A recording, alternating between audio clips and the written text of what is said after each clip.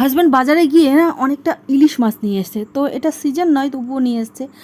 আর এই যে লাউ পাতা নিয়ে নিয়েছি, আর করব হলো পাতুরি। পাতুরিটা খেতে কিন্তু বেশ লাগে, কিন্তু কলকাতায় না সচরাচর কলা পাতা বা লাউ পাতা খুব একটা বেশি পাওয়া যায় না। আমাদের বাড়ির সামনে বাজারটা, সেখানে তো হয়ই না। আর সারা সপ্তাহ তো আমার হাজব্যান্ড সময় পায় না, জানোই তো তোমরা।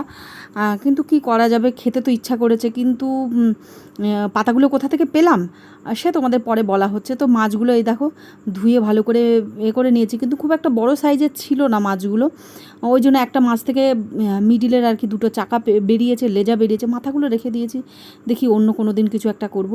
আর ওখানে আমি সর্ষে, পোস্ত আর কাঁচা লঙ্কা এটা বেটে রেখেছি, তার সঙ্গে নুন, হলুদ আর সর্ষের তেল ভালো করে মেখে যে এইভাবে দিচ্ছি, দিয়ে মুড়িয়ে ব্যাস রেডি হয়ে যাবে। এর ওপর আরও একটুখানি দিয়ে নিচ্ছি। তো লঙ্কা বাটা যেহেতু দিয়েছি, এতে আর কাঁচা লঙ্কা দিলাম না, কিন্তু অনেক সময় যারা একটু ঝাল পছন্দ করে এর সঙ্গে একটা লঙ্কাও কিন্তু জড়িয়ে পেঁচিয়ে দিলে পরে বেশ সুবিধা হয়।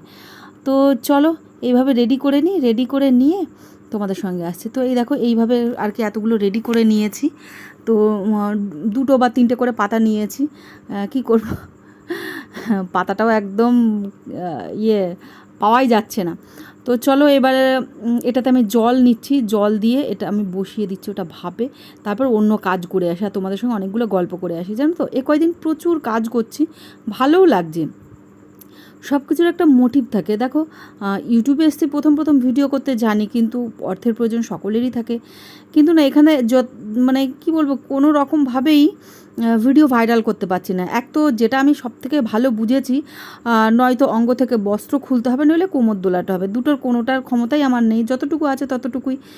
কিন্তু যে 100 জন 150 জন যে কজন দেখতো তাদেরকেই আমি শ্রদ্ধা করি, কিন্তু তবু এত বেশি কাজ চলে এসেছিলো না, ওই জন্য আর ভিডিওগুলো দেওয়া হচ্ছিলো না। তবে মনে হচ্ছে যে দেবো, সব কিছুর মধ্যে এটাও একটা আমার রুটিন হওয়া উচিত, নাই বা হোক ইনকাম।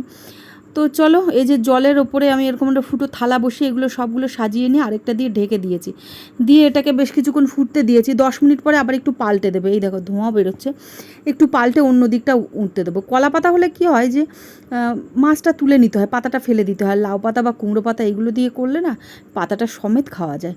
তো এই যে গরম থাকার জন্য আমি এইভাবে এর মধ্যে রেখে দিয়েছি, মানে ভাপিয়ে নেওয়ার পরে এই যে গরম ভাতের ওপর রেখে দিয়েছি। আর এর মধ্যে দেখো তেলটা একটু ভাতের ওপর নেমে গেছে, এই আর কি ব্যাপার, নো প্রবলেম। তো খেতে কিন্তু দুর্দান্ত হয়েছিল। তো চলো আমরা খাওয়া দাওয়া করে নিই। এর সঙ্গে অন্য ডিশও আছে, কিন্তু সেগুলো তোমাদের সঙ্গে শেয়ার করলাম না।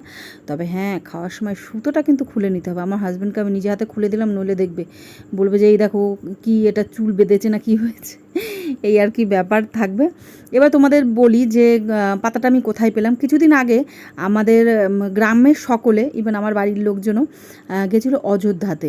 তো ওখান থেকে এসেছিলো, এখান থেকে না শিয়ালদা থেকে ট্রেন ছাড়ছিলো। তো আমি এখান থেকে ওদের সঙ্গে মিট করতে গেছিলাম, মানে আমার পুচকু দুটো ভাই আছে, ওদের সঙ্গে মিট করতে গেছিলাম। তো খাবার দাবার নিয়ে গেছিলাম। তো কাকা বলছিল যে কিছু নিয়ে যায়, আমি বললাম না, এত লাগেজপত্রের মধ্যে আমার জন্য কিচ্ছু আনতে হবে না।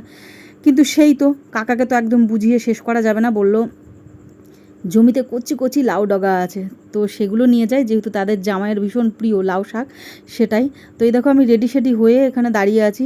আর শিয়ালদা স্টেশনটা বিস্তর চেঞ্জ হয়েছে, এইদিকে না লেডিসদের একটা ওয়েটিং লঞ্চ আর কি, রুম নয়, নিচে করেছে, যেটা খুবই ভালো আর কি ব্যবস্থা। আর ওইদিকে প্ল্যাটফর্মে সাধারণত কাজ করছে, আটকানো রয়েছে। এই যে চলে এলাম এই জায়গায়, তো প্রচুর আর কি পুরো ট্রেনটাই আর কি ছিল যে অযোধ্যা যাবে। তো এরা সকলেই আর কি কিন্তু সেখানকারই যাত্রী।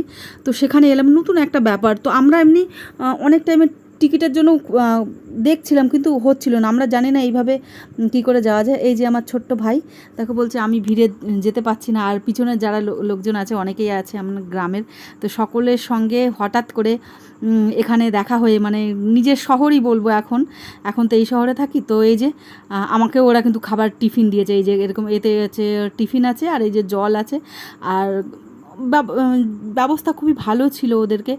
আর ওদের মুখে যা গল্পটা শুনেছি, হ্যাঁ পরবর্তীতে সুযোগ হলে হয়তো যাব, দেখি রামলালা কবে আমাদের ডাকে। ঠিক আছে, তো সেখান থেকেই পেয়ে গেছিলাম। তো সকলে ভালো থেকো, দেখাবে নতুন ভিডিও নিয়ে, টাটা।